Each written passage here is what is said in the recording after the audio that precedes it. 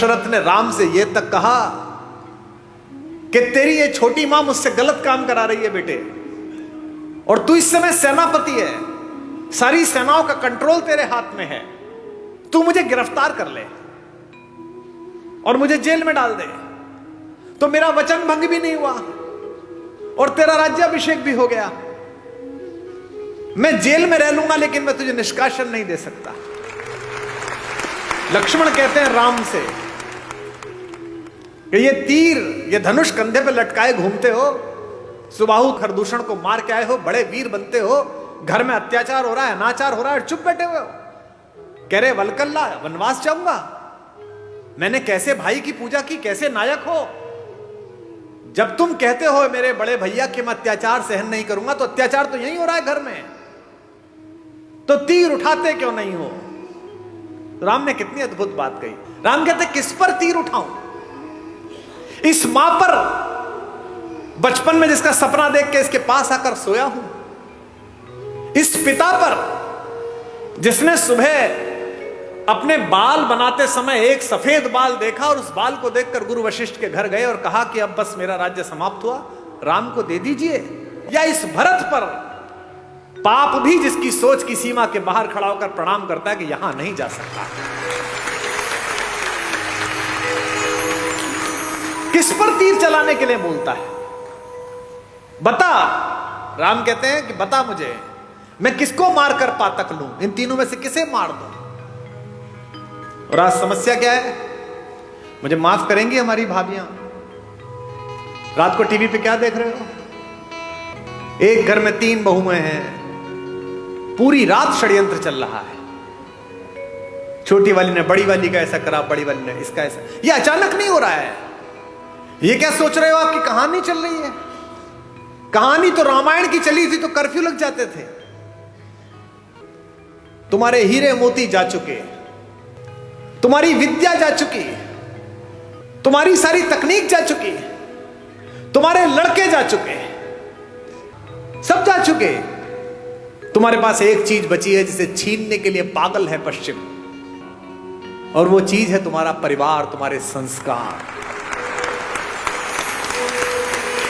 अब इस पर डाका डालने की कोशिश है। कोई सीरीज देख लो, उसके 40 मिनट में एक बलात्कार होगा, एक हत्या होगी, एक संस्कृति और कला के ऊपर, भारतीय दर्शन के ऊपर गंदी गंदी गालियां होंगी। ये क्या है, ये धीमे धीमे आपके घरों तक जहर पहुंचाया जा रहा है।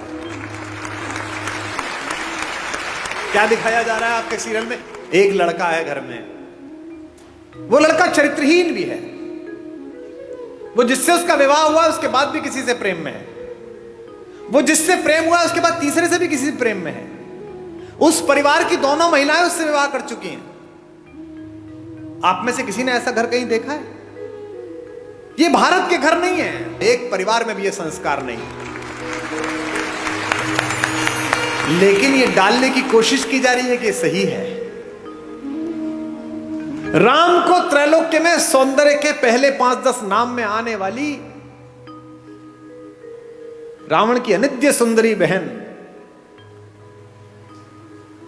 सूपनखा प्रस्ताव देती है कि जंगल है, कौन देखेगा, मुझसे प्रेम कर ले, विवाह कर ले, और ये तो वैसे भी बिना मां बाप के तेरे साथ आई है तो सब निभा लेगी। राम कहते हैं माता मेरा विवाह हो चुका। लक्ष्मण से कहती है, लक्ष्मण भी यही करते हैं, गुस्से में सीता को हानि पहुंचाने की कोशिश करती है और ऐसे में अस्त्र उठता है और उसकी नाक पर चोट लग जाती है, जो रावण के गुस्से का कारण बनी है। ये राम है जो जंगल में भी मिले हुए इस अश्लील, अशालीन, असंस्कारी, अपारिवारिक अवसर को ठुकरा देते हैं। और एक रावण है जो पंचकन्याओं में पूजित माता मंदोदरी का पति होने के बावजूद भी सिर्फ इतना सुनकर कि जंगल में 2 लोग घूम रहे हैं, उनकी बीवी बहुत अच्छी है, उसके पीछे लग जाता है, इसीलिए उसके कुल वंश का नाश होता है, सारी पीढ़ियां ध्वस्त हो जाती हैं, सब लोग समाप्त हो जाते हैं। मैं केवल ये सोचता हूं कि अगर मेरे बोलने से 10 लोग, 20 लोग, 50 लोग, 100 लोग भी गुणात्मक परिवर्तन जीवन में हो जाए तो बढ़िया बात हो जाएगी। एक सज्जन ने मुझे चिट्ठी लिख कर दी, ऐसे ही जैसे ये चिट्ठी आई है, कि साहब वो मैं कल आया था, आपने राम और भरत के प्रेम के विषय में बताया, और मेरे सगे भाई साहब जो है वह हिम्मतनगर गुजरात में रहते हैं, और मेरा उनसे 25-30 साल से संपत्ति विवाद चल रहा है। ना मैं उनके बच्चों की शादी में गया, ना वो मेरे शादी में आए। पर कल रात सुन के मैं बहुत रोया। अब कल जब आपका कार्यक्रम समाप्त हो जाएगा तो मैंने दोनों बेटों को, बहुओं को लेकर मैं जा रहा हूं हिम्मतनगर, और संपत्ति के और अदालत के सारे कागज लेकर उनके चरणों में रख दूंगा और कह दूंगा, भैया जो आप जाने करिए, बस मुझे माफ कर दीजिए, मुझे चरणों में स्थान दीजिए। मुझे लगता है कि यही आपका पारिश्रमिक है, यही आपका प्रतिफल है। जिस समय आप दूसरे में ईश्वर देखना प्रारंभ कर देंगे, उस समय ईर्ष्या, कुंठा, बेईमानी, दुष्टताएं सबका विलोप हो जाएगा। और ये पृथ्वी इसीलिए बची हुई है अभी तक भी कि इसमें अच्छे लोगों का प्रतिशत ज्यादा है, बुरे लोगों का प्रतिशत कम है। हमारे एक शायर का शेर है कि दुनिया नफरतों की आखिरी स्टेज पर है, इलाज इसका मोहब्बत के सिवा कुछ भी नहीं।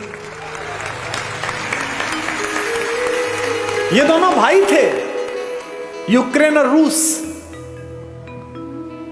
एक दूसरे के खून के प्यासे हैं, निरपराध लोगों को मार रहे हैं। और मरवा कौन रहा है? वो बाहर बैठा हुआ एक आदमी, वो यूक्रेन से कह रहा, चिंता मत करना, हथियार कितने में मिलेंगे तू जारी रख। ऐसे बहुत लोग मिलेंगे आपके परिवार में बाहर खड़े हुए, जो आपके बच्चों को, आपकी बेटियों को, आपके बेटों को आपको सिखाएंगे कि घर में लड़ाई है, जारी रख, मैं तेरे साथ खड़ा हूं। वो अपने साथ खड़े, आपके साथ नहीं खड़े हुए। जो भी व्यक्ति ऐसी बात करता मिले कि चिंता मत करना, मैं तेरे साथ खड़ा हूं, अपने भाई के खिलाफ हो जा, बहन के खिलाफ हो जा, मां के खिलाफ हो जा, समझना कि वो आपके साथ नहीं खड़ा है। क्योंकि जो आपके साथ खड़ा है वो कह रहा है कोई बात नहीं, थोड़ा नुकसान फायदा चलता रहता है। राम से सब छिना लेकिन सब मिला। इसीलिए मैं बार बार अपने सत्र में एक बात कहता हूं, महत्वाकांक्षा खूब रखिए, लालच शून्य रखिए। ये जो आपके पास है, इसे जब तक पर्याप्त मानते रहोगे तब तक खुश रहोगे। जिस दिन दूसरे के पास जो है उसको प्राप्त करने की कोशिश करोगे, उस दिन कष्ट में आ जाओगे। टेलीविजन पर क्या विज्ञापन आ रहा है? ये दो भाई बहन बैठे हैं, ये एक मामा जी बैठे हैं, एक माता बैठी है। इनमें प्रेम की क्या कमी है भैया? 2 शताब्दी से ज्यादा का प्रेम है दोनों का एक दूसरे से, भैया बहन का। हमको क्या सिखाया जा रहा है? रक्षाबंधन से 5 दिन पहले एक डायमंड की कंपनी आती है, वो कहती है इस रक्षाबंधन बहन को ये हीरा दे दो। हमको क्या सिखाया जा रहा है करवा चौथ पर? ये डायमंड दे दो।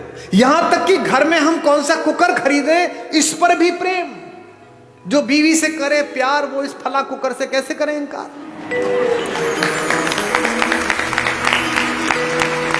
यानी जिनके घर में वो कुकर नहीं आता, वो अपनी पत्नी से प्रेम नहीं करते। मेरे घर में शुरू में कुकर नहीं था, तो मेरे पिता ने मेरी मां से प्रेम नहीं किया। कैसी मूर्खतापूर्ण बात है। साधनों से अगर प्रेम होता, अगर साधन प्रेम का प्रतीक होते,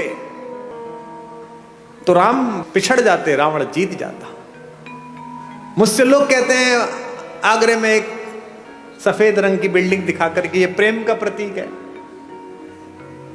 इसे प्रेम का प्रतीक बताते हो? ये प्रेम का प्रतीक है? अरे प्रेम का सबसे बड़ा प्रतीक तो समुद्र के नीचे इकट्ठे हुए वो पत्थर है जिन पर मेरा राम चल कर गया।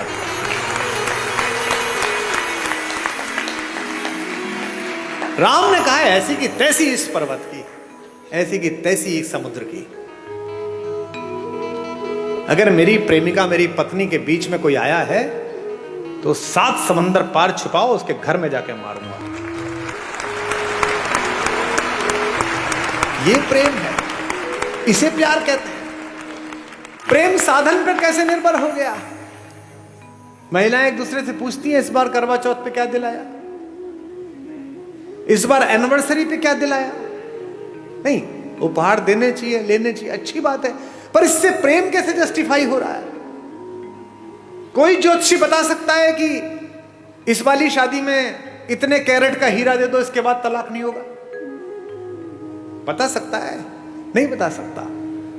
लेकिन अगर माओ ने बेटियों में संस्कार डाले हों कि जिस घर जा रही हो उस घर में जो मां है वो भी मां ही है, अगर पिताओं ने पुत्रों में संस्कार डाले हों कि जिसकी बेटी इस घर में आ रही है उसका उतना ही अधिकार है जितना तेरा इस घर पर अधिकार है, तो हीरे की जरूरत ही नहीं है, घर ही अयोध्या बन जाएगा।